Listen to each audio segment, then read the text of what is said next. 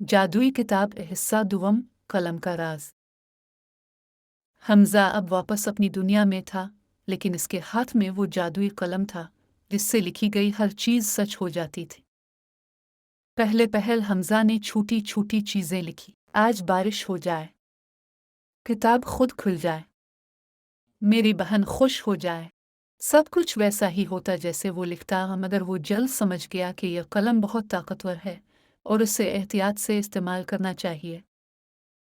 एक रात जब हमजा सो रहा था, किताब खुद ब खुद खुली और उसमें से एक पुराना दुश्मन वापस आ गया।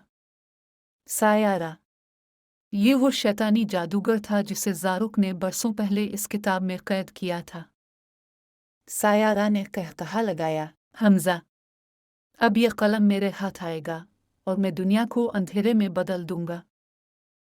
हमजा घबरा गया, मगर इसे याद आया, ज़ारुक ने कहा था, सच्चा दिल ही कलम का असल मालिक है।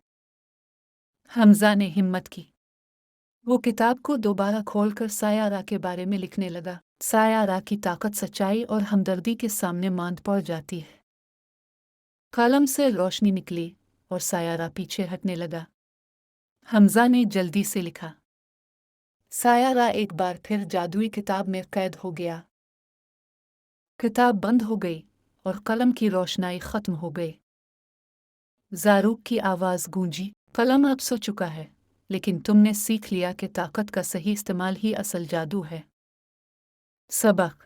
ताकत मिलना आसान है, लेकिन इसका सही इस्तेमाल करना सिर्फ बहादुर और नेक दिल लोगों के बस की बात होती है।